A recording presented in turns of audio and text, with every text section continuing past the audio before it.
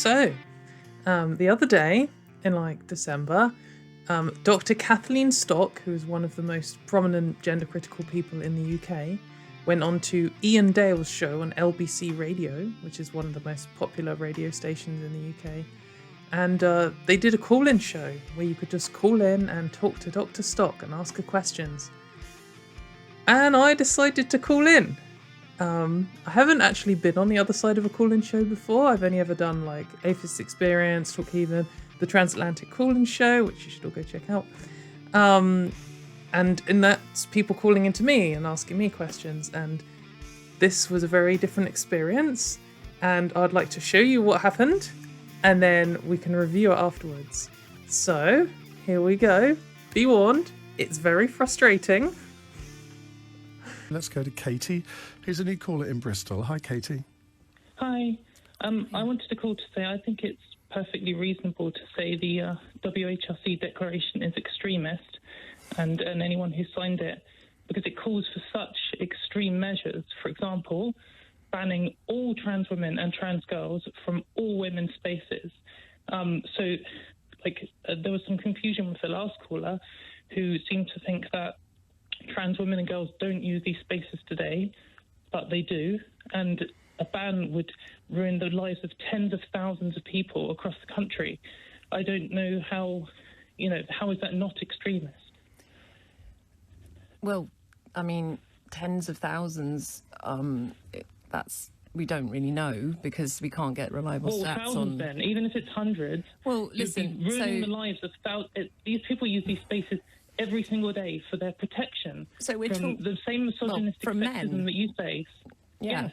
So as I said earlier, I think that we need to think creatively about that, and that we could resource a blanket ban. Creative. If the WHRC declaration calls for a blanket ban, I think that where women, I think that where women and girls get undressed or sleep or are otherwise vulnerable to sexual assault, yes, which is in the list. Yes, you are correct about my view. I think that where women and girls are vulnerable, especially vulnerable to a range of sexual assaults that don't just include the very worst, but also include voyeurism, camera crimes, upskirting. We should protect. I've been a victim of that myself. Right. Well, I'm sorry to hear that, but we should protect them. Now, it's true, as I said earlier, that there are transsexuals who have been through medical transition, taken hormones for years, and who are I could not tell the difference. They are using those spaces, you're calling to ban them from the toilets too. I have no way. Listen, I have no way of stopping people who look like women from using women's spaces. I have no way of stopping any of it anyway, because I'm not the police. But I'm saying what I'm talking about is males who have had no intervention whatsoever, who simply say... Why have you signed a document that says you want to ban all trans women and trans girls, including those who pass? I think people think that I sat... We could say... Katy, you do need to let Kathleen answer. There's two things to say about this. One, just generally about this WHRC declaration.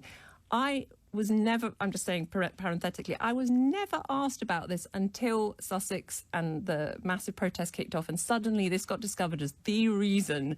I mean, it's completely confected. Nobody had a clue I signed that until somebody looked it up 2 months ago. Secondly, I think you all think I was in some sort of big ceremony with a gold pen. I literally got an email and added my name along with hundreds and hundreds of other people. Well, so now you know. Well, now I do, but and I'm explaining. Would you condemn something that extreme? Because I don't think it is extreme. Should you not have read it though before you signed it? I did read it. But have you read it yourself?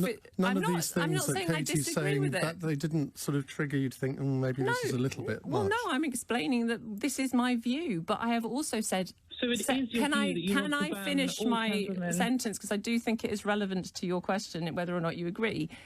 I personally don't see the pressing social problem as trans women who have had medical transitions using women's changing rooms. I see the pressing social problem, for me personally, and where I've directed all of my energy in the last few years, is self-ID. And the idea that you don't need to do any of that. Saying that. You signed something calling for a blanket ban. If you don't want a blanket ban, why don't you remove your name from the list and condemn the extreme position? Katy, would it make a difference to you if I did? Would you then say that the rest of what I thought was reasonable? Or is this just a total nonsense of an objection because you don't like what I say generally. So you found this example and you're going on about it because basically, who cares whether I signed an email or not? My view's my views, and I'm explaining. Well, I got it by email and I signed it. Like, I literally put my name into a box in my computer. I did. This is just a distraction from the fact that I've written a whole book explaining my views. Do you agree with the rest of my views? All right, say that, let's never forget the blanket ban. Do you agree that self-ID that should not be the criterion of entry into women-only spaces? Do you agree with that? That's the situation we have today. Is that what you mean by self-ID? Do you think that males who say they're women and just on that basis should have access into women's changing rooms? But that's the situation we've had. So you do think that's right? Well, I disagree with you. It's the situation that you've had your entire life, and I disagree with you about that too. I'm not calling to blanket ban use in the toilet. Right. You are calling to blanket ban trans women, regardless of my position, regardless of how well they've transitioned. All right, I've tried to explain my position. Katy, thank you very much. You've had a good go there.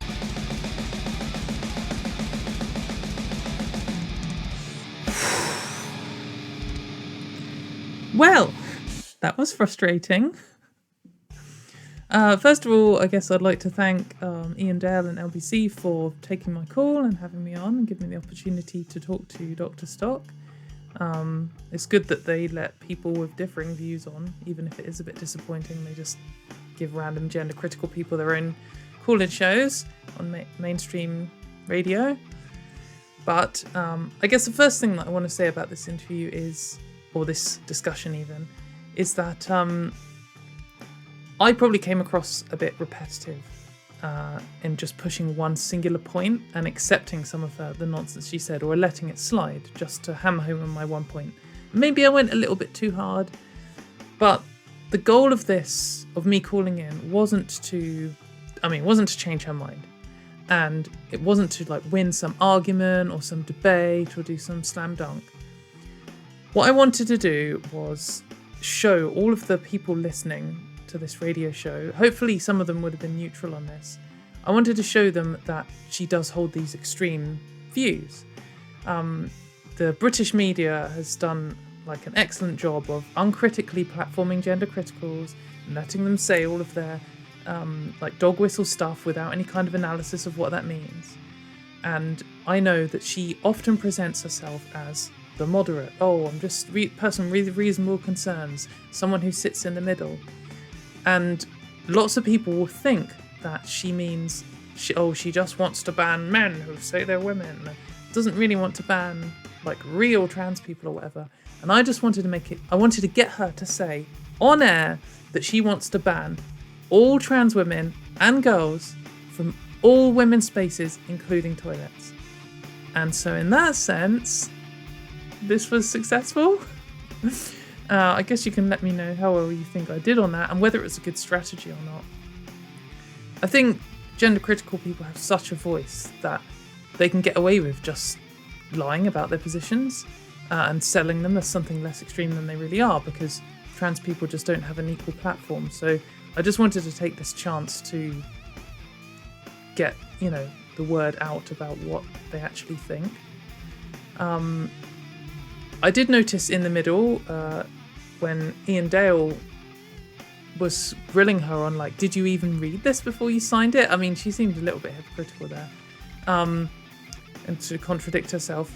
But he was well, didn't you read it and realise how extreme some of this stuff was? And she was wow, no, because these are my positions. And I hope that came across to him, and maybe he'll consider that when he has gender critical people on his show in future, to maybe ask them what they actually mean when they say their views and whether they do support these extremist anti-trans positions. So hopefully that was a success. I guess what my main criticism of myself in this was that I did interrupt her a bit too many times.